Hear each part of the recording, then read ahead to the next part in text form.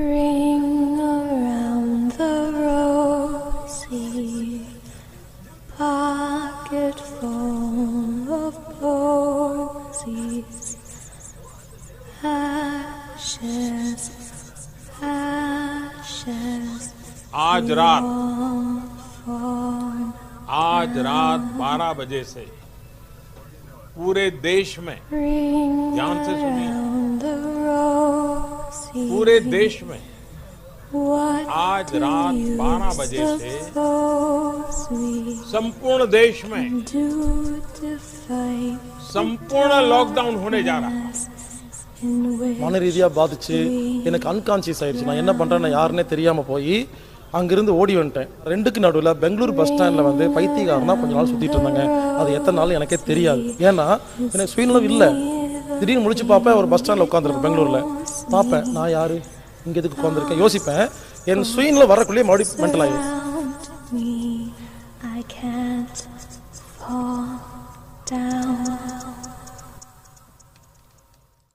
Ring around the rosy pocket full of posies, ashes, ashes, we all fall down.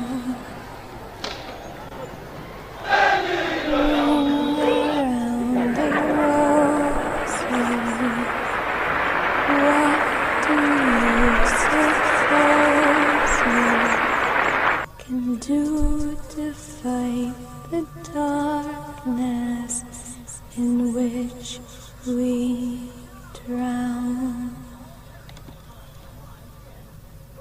அனைவருக்கும் வணக்கம். நான் உங்கள் வசந்தன். இந்த வார காணொலியில் நம்ம பார்க்க போகிற தலைப்பு, இப்போ எல்லாருமே லாக்டவுன் பீரியடில் இருக்கிறோம். என்ன நடக்கும், இது 21 நாள் தானா, இதுக்கப்புறம் என்ன ஆகும், நம்மளோட இஎம்ஐ, பேங்க் லோன் இதெல்லாம் இருக்கே, ரெண்ட் கட்டணும், எப்படி கம்பெனிலேருந்து பணம் வருமா, இந்த மாதம் ஓட்டிடலாம், அடுத்த மாதம் என்ன ஆகும், இப்படின்னு பல சந்தேகங்கள் இருக்கும். இப்போது இது அடிப்படையில் நேற்று பிரதமர் மோடி கூட வீட்டில் எல்லோரும் இந்தியாவே வீட்டில் தான் இருக்க போது உங்களுடைய க்ரியேட்டிவான ஐடியாஸை தெரிவிங்க அப்படின்னு சொன்னார். இப்போ அதன் அடிப்படையில் நானும் சில கருத்துக்களை பேச போகிறேன். சின்ன வயசில் என்னுடைய பாட்டி 2ஆம் உலக யுத்தத்தில் எப்படி நீங்கள் கோப்பப் பண்ணீங்க, எப்படி வாழ்ந்தீங்க அப்படின்னு சொல்லி நிறைய கேள்விகளை நான் கேட்பேன். இப்போ அவங்க இந்த 2ஆம் உலக யுத்தம் நடக்கும்பொழுது எவ்வளோ கஷ்டப்பட்டாங்க, எவ்வளோ வேதனைப்பட்டாங்க, அப்போ இருந்த லாக்டவுன் பீரியடு என்னென்ன அப்படிங்கிற விஷயங்களெல்லாம் நிறைய எனக்கு சொன்னாங்க. மேலும் நானும் இந்த ஹிட்லர், 2ஆம் உலக யுத்தம், இந்த வார் ப்ரிப்பரேஷன் இதெல்லாம் எனக்கு ரொம்ப பிடிக்கும். இப்போது அதன் அடிப்படையில் என்னுடைய கருத்துக்களை நான் இந்த காணொலியில் பதிகிறேன். நிச்சயமாக பயனுள்ளதாக இருக்கும் நம்புகிறேன். வாங்க காணொலிக்குள்ளே செல்வோம். நான் பிஜேபி கிடையாது. பிஜேபி கட்சியுடைய எந்த கொள்கையும் எனக்கு ஒத்து வராது. அவங்களுடைய கொள்கைக்கு எல்லாமே நான் முரணாக தான் இருக்கேன். ஆனால் இருந்தாலும் இப்போ இந்த பேண்டமிக் கொள்ளை நோய் எல்லா மனிதர்களையும் கொள்வதால் இப்போ இந்தியர்களை காப்பாற்றுறது ஒரே வழி அரசாங்கம் மட்டும்தான். மத்திய பாராளுமன்றத்தில் இருக்கிற எல்லா கட்சிகளும் இந்த நேரத்தில் ஒன்றா சேர்ந்து ஒரே அரசாங்கமாக மாறி ஜனாதிபதியோடு சேர்ந்து இராணுவ படைகளோடு சேர்ந்து சர்வாதிகாரி ஆட்சியை இப்போ அமல்படுத்தணும். இதன் மூலமாக இந்தியா முழுக்க முழு அதிகாரமும் அரசாங்கத்து கையில் போகணும். ஒரே ஒரு அரசாங்கம் இருந்தால் மட்டுமே, ஒரே ஒரு அதிகாரம் இருந்தால் மட்டுமே மக்களுக்கும் எந்த குழப்பமும் இல்லாமல் யாருடைய பேச்சை கேட்கணும், எப்படி இந்த கொள்ளை நோயிலேருந்து தப்பணும் அப்படிங்கிறது ரொம்ப தெளிவாக போய் சேரும்.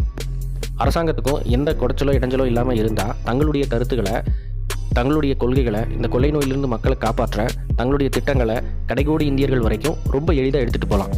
அதே போல் அரசாங்கத்துக்கு முழு அதிகாரம் இருந்தது அப்படின்னு சொன்னால் நாளைக்கு அரசாங்கம் ஒரு பெரிய தவறு செஞ்சால் கூட இது இவங்க வந்து குழப்பிட்டாங்க, இது எதிர்க்கட்சியினருடைய சதி அப்படின்னு சொல்லி ஈஸியாக அவங்களும் தப்ப முடியாது. ஏன்னா முழு அதிகாரமும் அரசாங்கத்தினுடைய கைகளில் தான் இருக்குது. குடியரசாக இருக்கிற நம்மளுடைய நாடு எப்படி ஒரு சர்வாதிகார நாடாக மாற முடியும் அப்படின்னு நீங்கள் கேட்கலாம். ஆனால் இந்த உலகம் முழுக்க இருக்கிற ஊரடங்கு உத்தரவு 2ஆம் உலகப் போர் கிட்டத்தட்ட 80 ஆண்டுகளுக்கு முன்பு நடந்தப்ப ஊரடங்கு உத்தரவு போட்டாங்க எல்லா நாடுகளும். இப்போ 80 ஆண்டுகள் கழித்து திரும்பவும் உலகத்தையே அழிக்கக்கூடிய ஒரு வியாதி பரவிட்டு இருக்கிறதால அப்போ என்ன சினாரியோ இருந்ததோ அதே சினாரியோ தான் இப்பவும் நம்ம கடைபிடிக்கணும் அப்படிங்கிறது நம்ம சரித்திரத்தின் மூலமாக தெரிஞ்சுக்கலாம்.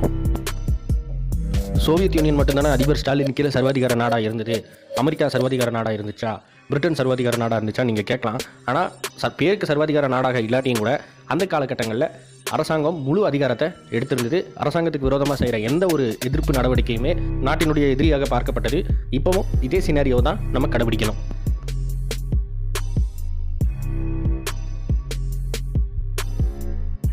முதல்ல இந்த ஊரடங்கு உத்தரவை வெறும் 21 நாள்லேருந்து 3 மாதமாக இந்திய நாடு மாற்ற வேண்டும்.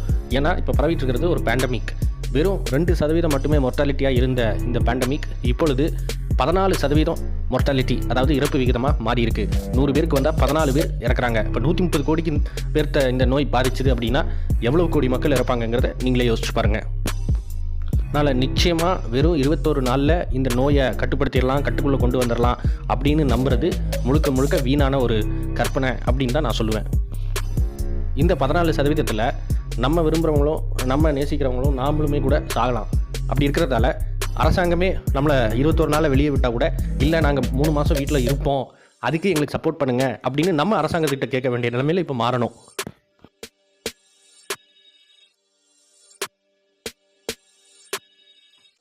இரண்டாம் உலக யுத்தத்தில் ஹிட்லருடைய படைகளை காட்டிலும் சோவியத் படைகள் மிகவும் பின்தங்கிய நிலைமையில் இருந்தது. இருந்தாலும் போரோட முடிவில் சோவியத் யூனியன் ஜெர்மனியை தோக்கடிச்சுது. இதுக்கு முக்கிய காரணம் என்ன அப்படின்னா, சோவியத் நாட்டினுடைய எல்லா வளங்களையுமே அதிபர் ஸ்டாலின் பொது உடைமையாக மாற்றியிருந்தார். அதே போல் இந்திய அரசாங்கமும் இந்த இக்கட்டான சூழ்நிலையில் இந்தியா முழுவதுமே அரசுடைமையாக மாற்றணும். இப்படி எல்லாவற்றையுமே அரசுடைமையாக ஆக்கினா மட்டுமே இந்த கள்ள சந்தையில் விற்கிறது, இந்த பதுக்கி வைக்கிறவங்க இவங்க கையிலெல்லாம் சரக்குகள் போய் சிக்காது, தேங்காது, மறைச்சி வைக்க மாட்டாங்க. நம்ம சாப்பிட்ற சாப்பாட்டிலேருந்து நம்ம தங்குற இடம் வரைக்கும் அரசாங்கத்துக்கு சொந்தமாக இருந்தது அப்படின்னா அரசாங்கத்தினாலையும் வேகமாக ஒரு திட்டத்தை செயல்படுத்த முடியும், முடிவுகளை சீக்கிரமாக எடுக்க முடியும், மக்களுக்கும் எல்லா பொருட்களும் போய் சேர்றதுக்கு எளிதாக இருக்கும்.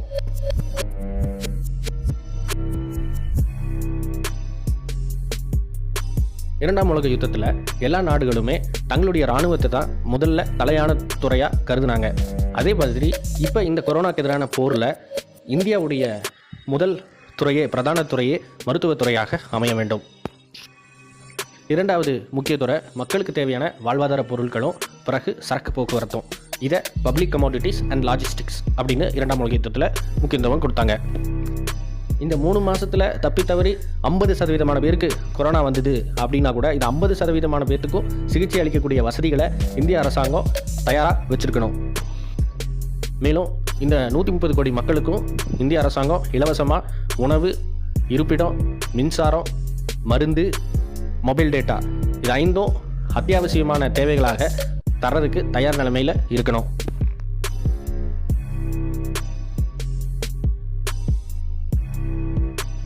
இரண்டாம் உலகப் போர் தொடங்கின உடனேயே எல்லா நாடுகளும் செஞ்ச முதல் காரியம் என்ன அப்படின்னா, வீட்டுக்கு ஒருவர் நாட்டை காக்க புறப்படுக அப்படிங்கிறது தான். அது ஆணாக இருக்கலாம், பெண்ணாக இருக்கலாம், நம்முடைய நாட்டை காப்பாற்றுறதுக்கு முன்னுக்கு வாங்க அப்படின்னு சொல்லி அனௌன்ஸ் பண்ணுவாங்க.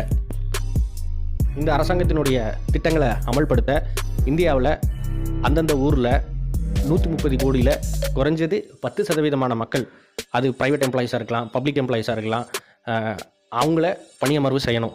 குறிப்பாக பேராமெடிக், டாக்டர்ஸ், அக்கௌண்டன்ட்ஸ், என்ஜினியர்ஸ் இவங்க எல்லாத்தையும் பணியமர்வு செய்யணும்.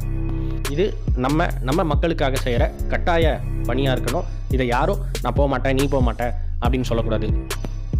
அதே போல் ஸ்கில்டு லேபர்ஸ்னு சொல்லக்கூடிய கட்டடம் கட்டுறவங்க, ப்ளம்பிங் வேலை பார்க்குறவங்க, ஓட்டுநர்கள், துப்புரவு சுகாதார பணி செய்கிறவங்க இப்படின்னு குறைஞ்சது 130 கோடியில் 10% பேர்த்தையாவது இந்திய அரசாங்கம் இந்த 3 மாதம் கட்டாய பணியமர்வு செய்யணும்.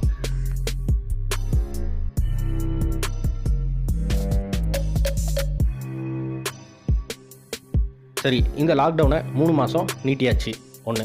2வது, அரசாங்க திட்டங்களை அமல்படுத்த வேலைக்கு 10% ஆட்களை எடுத்தாச்சு. நல்ல விஷயம். 3வது என்ன அப்படின்னா, அரசாங்கம் இன்வென்டரி ஸ்டாக் எடுக்கணும். அதாவது இந்திய அரசாங்கத்தால் இந்த 3 மாதம் மக்களுக்கு தேவையான சோப்பு, எண்ணெய், சமைக்கிற எண்ணெய், மசாலா ஐட்டம், இப்போ காய்கறிகள், அரிசி, பருப்பு, சமையல் கேஸ், எரிவாயு இதெல்லாம் 3 மாதம் சப்ளை பண்ண முடியுமா, அரசாங்கத்துக்கிட்ட இருக்கா அப்படின்னு ஒரு கணக்கு எடுக்கணும்.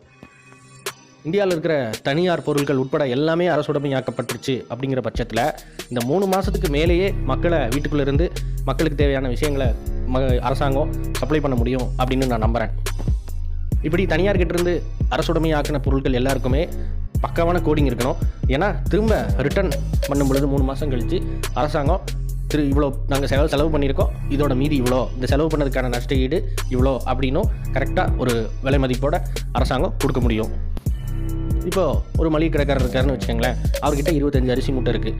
இப்போ அரசுடைமை ஆக்கப்பட்ட பிறகு இந்த 25 மூட்டையும் அரசாங்கம் எடுத்துக்கும். எடுத்துகிட்டு மக்களுக்கு தேவையான இந்த 3 மாதம் எவ்வளோ பயன்படுத்த முடியுமோ அவ்வளோ பயன்படுத்திட்டு மிச்சம் இருந்தால் அவருக்கு அந்த மிச்ச அரிசி மூட்டையும் ரிட்டர்ன் பண்ண முடியும். அதுபோக எவ்வளோ எடுத்துச்சோ எவ்வளோ செலவாச்சோ அதுக்கான காசையும் அரசாங்கம் கோடிங் முறை கரெக்டாக இருந்ததுன்னா அந்த அமௌண்ட் என்னவோ அதையும் கையில் கொடுக்க முடியும். ஒருவேளை இங்கே ஏதாவது ஊழல் நடந்துச்சு அப்படின்னா நிச்சயமாக அரசாங்கத்துக்கு இது பயங்கர கெட்ட பேராக அமையும். ஒருவேளை அரசுடைமையாக்கப்பட்ட பிறகும் கூட இந்த 130 கோடி மக்களுக்கான உணவு அரசாங்கத்திடம் இல்லை இந்த 3 மாதத்தை கடந்து இன்னும் 6 மாதமாக மாற்ற வேண்டும் அப்படிங்கிற சூழ்நிலை வந்துச்சு அப்படின்னா அரசாங்கம் அந்த காலகட்டங்களில் உணவு முறையை கட்டாய உணவு முறை பழக்கம் அப்படிங்கிற திட்டத்தை அறிமுகப்படுத்தணும். இந்த கட்டாய உணவு முறை பழக்கம் அப்படின்னா என்ன அப்படின்னா, ஒரு நாளைக்கு ஒரு வீட்டில் 3 வேளை 2 கிலோ அரிசி சாப்பிட்றாங்கன்னு வச்சுக்கோங்களேன். உடனே அரசாங்கம் நீங்கள் 2 கிலோ அரிசி ஒரு நாளைக்கு சாப்பிட்றதால எங்களால் 2 கிலோ நாளைக்கும் சப்ளை பண்ண முடியாது, ஒரு நாளைக்கு உங்களுக்கு 1 கிலோ தான் சப்ளை பண்ண முடியும் அப்படின்னு அரசாங்கம் முன் வந்து சொல்லணும். ஒரு குடும்பம் எந்த வேலையும் செய்யாமல் வீட்டிலேயே இருந்தாங்க அப்படின்னா அவங்களுக்கு எவ்வளோ கேலரிஸ் தேவையோ அவ்வளோ கேலரிஸ் மட்டும் சப்ளை பண்ணால் போதும் அப்படின்னு அந்த கேலரிஸுக்கு தேவையான உணவு முறையை கால்குலேட் பண்ணி அந்த உணவு அளவை மட்டும் அரசாங்கம் சப்ளை பண்ணணும். இதை ஃபுட் ரேஷன் முறை அப்படின்னு சொல்லுவாங்க. இந்த ஃபுட் ரேஷன் மெத்தட் இந்த திட்டத்தை நம்ம கொண்டு வந்தோம் அப்படின்னா 3 மாதம் இல்லாமல் இன்னும் கூட ஜாஸ்தியாக 6 மாதம் வரைக்குமே நம்ம எல்லோரும் வீட்டில் உட்காந்து சாப்பிட்ற அளவுக்கு அரசாங்கத்தால் திட்டங்களை அமல்படுத்த முடியும். அது மட்டும் இல்லாமல் இந்த லாக்டவுன் பீரியட் முடிஞ்சும் மக்கள் வீட்டை விட்டு வெளியில் வரும்போதும் தேவையான உணவுப் பொருட்கள் கிடைக்கிற அளவுக்கு வசதிகளை அரசாங்கம் செஞ்சு கொடுக்கணும். ஏன்னா வீட்டில் இருக்கிற வரைக்கும் சாப்பாடு கிடைச்சிது, வெளியில் வந்தோடனே ஒரே பஞ்சமாக இருக்குது, சாப்பாடே இல்லை அப்படிங்கிற சூழ்நிலை வரக்கூடாது. இப்படி அத்தியாவசிய உணவுப் பொருட்கள் அரசாங்கத்துடைய கையிருப்பிலேயே குறையும் பொழுது உடனே அரசாங்கம் விவசாயத்தை தூண்டணும். அப்போது மக்கள் 3 மாதமோ 6 மாதமோ வெளியில் வரும்பொழுது அவர்களுக்கு திரும்பவும் உணவுப் பொருட்கள் கிடைக்கக்கூடியதாக இருக்க வேண்டும். ஏன்னா உலகப்போரில் பிரிட்டன் ஜெயிக்கிறதுக்கு முதல் காரணமே வந்து இந்தியா ஒரு விவசாய நாடாக இருந்ததால் நம்ம விவசாயம் செஞ்சு நம்ம சாப்பாட்டை பிரிட்டனுக்கு போர் வீரர்களுக்கு நம்ம அனுப்பிச்சோம். அதே மாதிரி அமெரிக்கா பெரிய நாடு, ரஷ்யா பெரிய நாடு, அவங்க எல்லாமே அந்த விவசாயத்தையும் அவங்க ஈக்குவலாக கான்சென்ட்ரேட் பண்ணாங்க. ஆனால் ஜப்பான், ஜெர்மனி, இட்டாலியெல்லாம் ரொம்ப சின்ன சின்ன நாடாக இருந்ததால் அவங்களுக்கு உணவு கட்டுப்பாடு ரொம்ப அதிகமாகவே இருந்தது.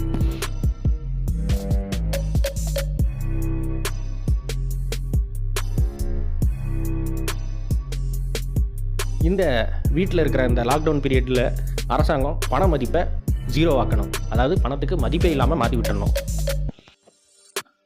அந்த அரசாங்கத்தில் வேலை செய்கிற தொழிலாளர்கள் உட்பட எல்லாருக்குமே சேலரி அப்படிங்கிறதும் நமக்கு இப்போ வரக்கூடிய இந்த ஏப்ரல் மந்த் சேலரி எல்லாமே அரசாங்க கையிலேயே போகட்டும். அதே போல் பேங்க்கில் இருக்கிற காசு எல்லாமே அரசாங்கமே இப்போதைக்கு இந்த 3 மாதம் வச்சுருக்கட்டும். இது பலருக்கு ஏற்புடைய கருத்தாக இருக்காது, பலருக்கு இது முரணான கருத்தாக இருக்கும், பலருக்கு அதிர்ச்சியான கருத்தாக இருக்கும். ஆனால் இருந்தாலும் யோசிச்சு பாருங்கள், நேற்று பிரதமர் அறிவித்த நிவாரணத் தொகை வெறும் 1300 கோடி. அதாவது 130 கோடி பேருக்கு வெறும் தலா ஆளுக்கு 10 ரூபா தான் அரசாங்கம் இந்த 3 மாதம் நம்மளை வீட்டில் உணவளிக்கிறதுக்கும் திட்டங்களை செயல்படுத்துறதுக்கும் செலவு பண்ணுற தொகை. இப்போ இது வந்து நிச்சயமாக பத்தாது. அரசாங்கம் தலா ஒரு ஆளுக்கு 1000 ரூபாய் எடுத்தால் தான் நம்மளில் 50% பேர் மக்களுக்கு மருத்துவ சிகிச்சையும் பிறகு 130 கோடி மக்களுக்கான தேவைகளையும் பூர்த்தி செய்ய முடியும் அப்படிங்கிறது என்னுடைய கருத்து. அதே போல் இந்த 3 மாதம் வீட்டுக்குள்ளே தங்குற அந்த ரெண்ட்டு, வாடகை, அதுக்கப்புறம் EMI, bank loan, credit card, அப்புறம் ஸ்கூல் ஃபீஸு, அது இதுன்னு இந்த 3 மாதம் யாருமே எந்த ஒரு பண டிரான்சாக்ஷன்லேயும் ஈடுபடக்கூடாது அப்படிங்கிறது அரசாங்கத்துடைய சட்டமாகவே இருக்கணும். இந்த 3வது மாதம் முடிவிலையோ இல்லை இந்த அரசாங்கம் இந்த நோயை நம்ம கட்டுப்படுத்திட்டோம் அப்படிங்கிற அந்த பட்சத்துலேயோ அரசாங்கம் பண மதிப்பு இவ்வளவு அப்படிங்கிற அந்த அமௌண்ட்டை கொடுக்கணும். அந்த அமௌண்ட் ஃபிகர் எல்லாத்துடைய பேங்க் அக்கௌண்ட்லேயும் விழுகணும். இந்த பண மதிப்பு வேல்யூவில் தான் அரசாங்கத்துக்காக வேலை பார்த்தவங்களுடைய இந்த 3 மாதத்தில் வேலை பார்த்தவங்களுடைய சம்பளமும் விழுகணும். பணம் சம்மந்தப்பட்ட விஷயங்கள் ரொம்ப சென்சிட்டிவாக இருக்கிறதால அரசாங்கம் பணத்தை ரொம்ப பெரிய பெரிய ஃபினான்ஷியல் கன்சல்டன்ட்ஸ், அது எதிர்க்கட்சியினராக இருக்கலாம், ப்ரைவேட் பார்ட்டிஸாக இருக்கலாம், யாராக இருந்தாலும் அவங்க எல்லாத்தையும் கன்சல்ட் பண்ணிட்டு தான் முடிவை எடுக்கணும்.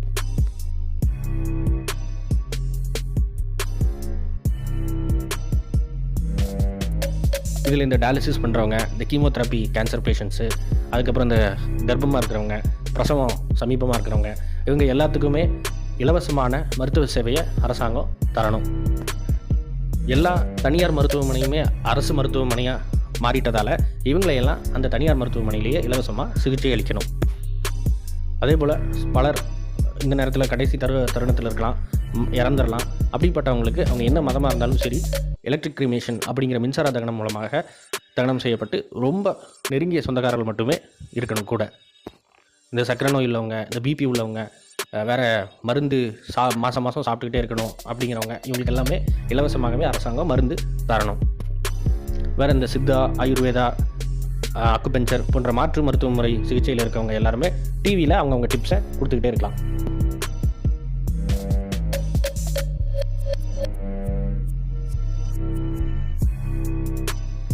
மொபைல் டேட்டா, டிவி, சினிமா இதெல்லாம் அமேசான், நெட்ஃப்ளிக்ஸு, ப்ரைமு இது எல்லாமே 24 மணி நேரம் எல்லாருக்குமே இலவசமாக இருக்கணும். மொபைல் டேட்டாவும் அளவில்லாமல் இருக்கணும். ஏன்னா இந்த 3 மாதம் வீட்டில் தனியாக இருக்கிறது அப்படிங்கிறது பலருக்கு பைத்தியம் கூட பிடிச்சிரும். இப்போ இதை தணிக்கிற ஒரே வழி கம்யூனிகேஷன் தான், மொபைல் கம்யூனிகேஷன் தான். இப்போ அதுக்கு எந்த ஒரு பங்கமும் வராதபடி அரசாங்கம் பாதுகாத்து கொள்ளணும். அதே போல் இந்த ஹீலர் பாஸ்கர் போன்ற பொருளியை கிளப்புறவங்க, இலும்பு நாட்டி சதி அப்படின்னு சொல்கிறவங்க, இவங்களெல்லாம் ஒரு வார்னிங் கொடுக்கணும். ரெண்டாவது, இதே வேலையை செஞ்சுட்டு இருந்தாங்கன்னா சிவியராக அவங்களுக்கு பனிஷ்மெண்ட் கொடுக்கணும்.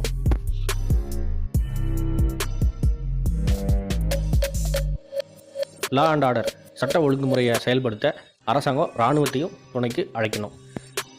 இந்த நேரத்தில் இந்த வயசானவங்களோட வீட்டில் போய் திருடுறவங்க, பெண்கள் தனியாக இருக்கும்போது போய் தொந்தரவு செய்கிறவங்க, இவங்களெல்லாம் பாரபட்சமே என்று தாராளமாக மரண தண்டனை கொடுக்கலாம். இந்த கொரோனாங்கிறதே ஒரு பொய், இது ஒரு இலுமினாட்டி சதி அப்படின்னு வாங்க வெளியில் போகலாம் அப்படின்னெல்லாம் செய்தி பரப்புறாங்க. அந்த ஆட்களையெல்லாம் தூக்கி அந்த கொரோனா வார்ட்லேயே கொண்டு போய் போடலாம். அங்கே இருக்கிற வேஸ்ட்டுகளை, கழிவுகளை அள்ளுற வேலையை அவங்களுக்கு கொடுக்கலாம். அப்போ தான் அவங்களுக்கு ஒரு நோய் எப்படி பரவுது, என்னென்ன பாதிப்பு ஏற்படுத்துது அப்படிங்கிறது அவங்களுக்கு புரியும். அவங்களும் அதில் அவதிப்படுவாங்க.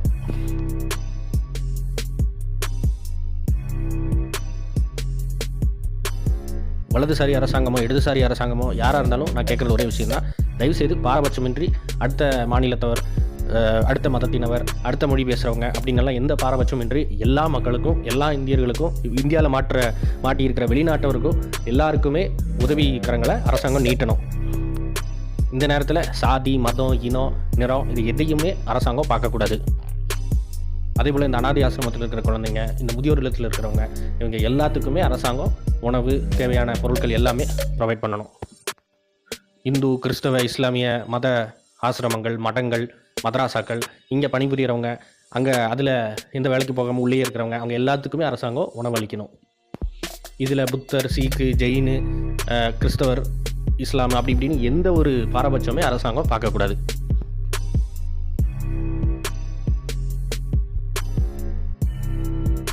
இந்த 3 மாதம் அரசாங்க பணி செய்கிற மருத்துவர்களாகட்டும் சரி, பொதுப்பணித்துறை செய்கிறவங்களாகட்டும் சரி, சரக்கு விநியோகஸ்தர்களாகட்டும் சரி, சரக்கு போக்குவரத்து செய்கிறவங்களாகட்டும் சரி, எல்லாருமே இந்த கொரோனாக்கு எதிராக இப்படி தான் தங்களுடைய அணிந்திருக்க வேண்டும், இப்படி அந்த ப்ரொடெக்டிவ் கியர்ஸ், க்ளவுஸ் இப்படி போட்டிருக்கணும், பொருட்களை இப்படி கையாளணும், இப்படி கழுவணும் அப்படிங்கிற அந்த ஸ்ட்ரிக்ட் ப்ரோட்டோக்கால் தெரிஞ்சிருக்கணும்.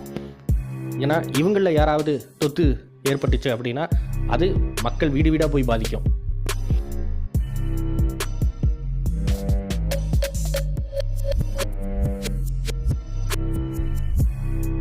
ஹிட்லரையும் ஜப்பானிய சர்வாதிகாரத்தையும் நேச நாடுகள் இங்கிலாந்து தனியாக, சோவியத் தனியாக, அமெரிக்கா தனியான்னு போராடி ஜெயிக்க முடியல. 3 பேருக்குள்ளேயும் ஒரு கூட்டு உறவு இருந்தது, ஒரு கூட்டு முயற்சி இருந்தது. அதன் மூலமாகத்தான் அவங்க எதிரி நாடுகளை தோற்கடித்தாங்க. அதே போல் இந்த கொரோனாலையும் இந்திய அரசாங்கம் தங்களுடைய எல்லா நாடுகள்லையும், அண்டை நாடுகள், ஐரோப்பா நாடுகள், எல்லா நாடுகள் கூடயும் அவங்க என்னென்ன முறை பயன்படுத்துகிறாங்க, என்னென்ன மருந்துகளை பயன்படுத்துகிறாங்க அப்படிங்கிறத புரிஞ்சு தெரிஞ்சு அதை நம்ம நாட்டிலையும் நல்ல திட்டங்களை செயல்படுத்தணும். அதை மக்களுக்கு அப்டேட்டாக கொடுத்துக்கிட்டே இருக்கணும். இந்த நேரம் வார் ப்ரொபகேண்டான்னு சொல்லுவாங்க. மக்களுடைய மொராலிட்டி ரொம்ப ரொம்ப இம்பார்ட்டண்ட். மக்களே தங்களுடைய நம்பிக்கை இழந்துட்டாங்க அப்படின்னா பிறகு எல்லாமே ஒரு கன்ஃபியூஷனுக்கு கொண்டு போய் முடியும். அதனால அரசாங்கம் மக்களுக்கு தேவையான அந்த மொராலிட்டியை கொடுத்துக்கிட்டே இருக்கணும், ப்ரொபகேண்டா செஞ்சுக்கிட்டே இருக்கணும். இந்த நோயை அழிக்க போகிறோம், அழிக்க முடியும் அப்படிங்கிற அப்டேட்டை கொடுத்துக்கிட்டே இருக்கணும். அதேபோல் இக்கட்டான சூழ்நிலை நெருங்கும் போதும் அந்த நிலவரத்தை அரசாங்கம் தெரியப்படுத்திகிட்டே இருக்கணும். வீட்டுக்குள்ளேயே இருந்தால் மக்களுக்கு நிறைய பேருக்கு பைத்தியம் பிடிக்கும். துணைகள் கூட சண்டை போடுவாங்க, டொமஸ்டிக் வயலன்ஸ் அப்படிங்கிற வீட்டுக்குள்ளே அடிதடி அதிகமாகும், சண்டைகள், சச்சரவுகள், மாமனார் மாமியார் மருமக அப்படியெல்லாம் சண்டை அதிகமாகும். இப்போ இதுக்கு நான் டிவி சீரியல்லாம் போட்டு மொக்க போடாமல் மனநிலை மருத்துவர்கள் அவங்கெல்லாம் வந்து நல்ல ஆலோசனைகளை கொடுக்கணும். என் வீட்டில் என்னால் இருக்க முடியல, நான் வெளியில் வரேன், என் வீட்டில் ஒரே சண்டையாக இருக்குது அப்படின்னு சொல்கிறவங்க தாராளமாக வந்து அரசாங்க பணி அமர்வில் வேலை செய்யலாம். அதே போல் நான் சிங்கிள் மாமா இருக்கேன், சிங்கிள் டேடாக இருக்கேன், ஒரே அம்மா கணவர் இல்லை, எனக்கான குழந்தையை நான் பார்த்துக்கணும் அப்படிங்கிறவங்கள தாராளமாக அவங்க குழந்தைய, கை குழந்தைகளை அரசாங்க கிரச்சில் விடலாம். என்னுடைய காணொலியில் பலருக்கு பல கேள்விகள் வந்திருக்கும், பலருக்கு அதிர்ச்சியாக இருந்திருக்கும், பல சந்தேகங்களை கொண்டு வந்திருக்கும். என் கூட பண்பான முறையில் பேசணும் அப்படின்னு விரும்புகிறவங்க டிஸ்கிரிப்ஷனில் கொடுத்துருக்கிற என்னுடைய ஆய்வுக்கூடம் குழு டெலிகிராம் ஆப்பை கிளிக் பண்ணுங்கள். இந்த சேனல் பிடிச்சிருந்தா சப்ஸ்கிரைப் பண்ணுங்கள். அடுத்த வாரம் இல்லை அடுத்த முறை வேறு ஒரு தலைப்பில் உங்களை நான் சந்திக்கிறேன். விடைபெறுகிறேன். வசந்தன்.